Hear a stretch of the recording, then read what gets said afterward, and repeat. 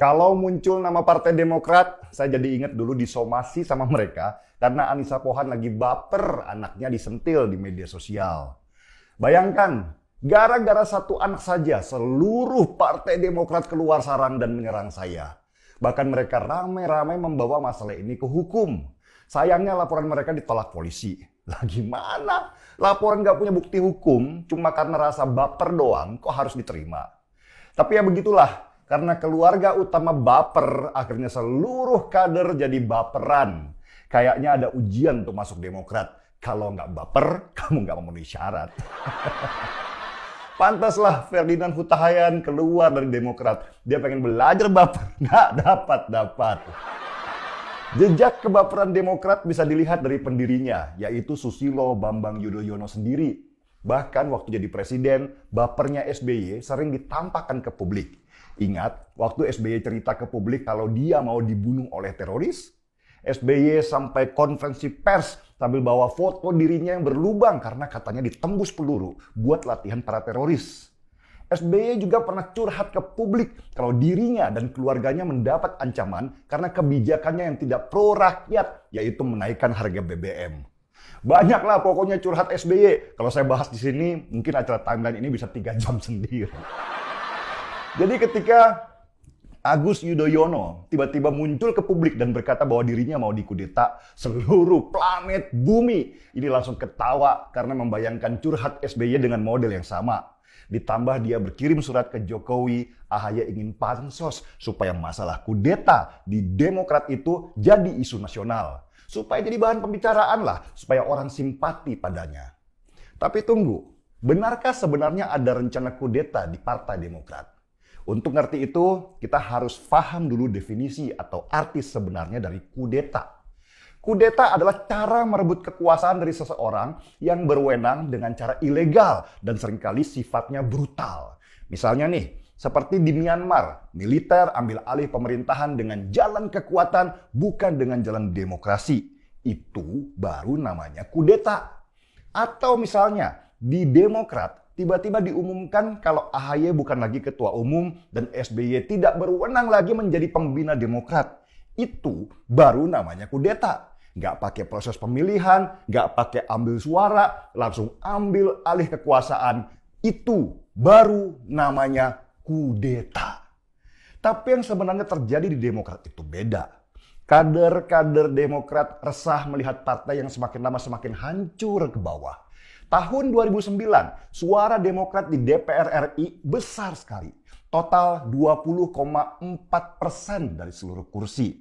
Tahun 2014, sesudah kasus korupsi besar-besaran di Hambalang, suara Partai Demokrat anjlok tinggal 10% saja. Nah, yang parah, tahun 2019 kemarin, suara Demokrat, partai yang dulunya besar itu tinggal 7% saja. Wah, ini bahaya. Begitu pikir kader-kader Demokrat. Kalau dibiarkan, tahun 2024 nanti Partai Demokrat tinggal sejarah. Syarat untuk sebuah partai ada di DPR RI minimal punya 4% jumlah kursi. Demokrat sudah tinggal sedikit lagi menuju kehancuran partainya. Bergeraklah kemudian para kader yang resah itu kemana-mana. Mereka ingin Demokrat ini selamat karena mereka dulu ikut membesarkannya. Mereka menganggap AHY nggak punya kemampuan untuk mempertahankan partai. Perlu orang yang pengalaman dan kuat untuk menggerakkan partai yang dulu besar ini. Kalau nggak, hancurlah berantakan. Karena itu, para kader di bawah mendesak untuk diadakannya KLB atau Kongres Luar Biasa untuk memilih ketua umum yang baru. Apakah KLB itu legal? Ya legal dong. Itu ada dalam persyaratan pembuatan organisasi yang tertuang di dalam ADART. Kalau memang kader Demokrat merasa bahwa ketua umum yang sekarang nggak lagi punya wibawa dan kekuatan untuk memimpin partai, maka kader bisa mengajukan kongres luar biasa untuk mencari ketua baru. Jadi di mana kudetanya? Nggak ada kan? AHY aja yang baper seolah-olah di Demokrat mau ada perebutan kekuasaan. Kalau AHY pintar, harusnya mulai gerak untuk kumpulkan kader-kader setia. Rapatkan barisan, tunjukkan jiwa kepemimpinan. Jadilah laki-laki, jangan sembunyi di balik kata kudeta. Hadapilah situasi internal partai dengan gagah berani. Bukan malah kirim surat ke Jokowi. Emang urusan apa Jokowi sama Partai Demokrat? Apa Jokowi ikut-ikutan mau kudeta juga?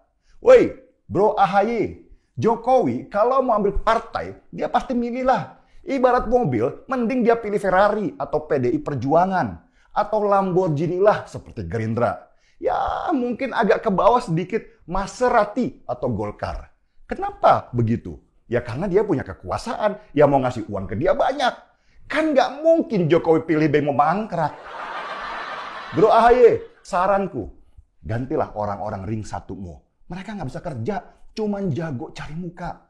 Lihat aja, pembelaan apa yang kamu harapkan dari seorang Andi Arief? Baru mangap sedikit, orang udah buka jejak digitalnya waktu dia ketangkep nyabu dengan kondom bergerigi.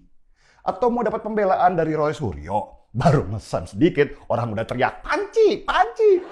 Nyakitin kan?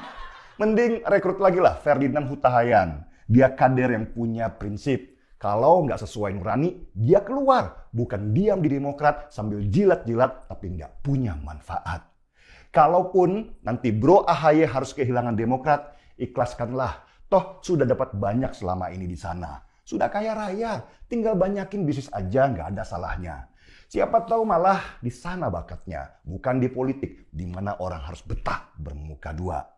Ini saran dari seseorang yang bukan siapa-siapa, cuman tukang ngopi yang sibuk memperhatikan jumpalitannya elit-elit politik di negeri ini. Kita seruput kopinya, bro.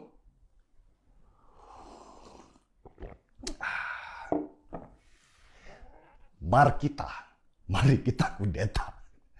Saya Denny Siregar, kita di acara Timeline.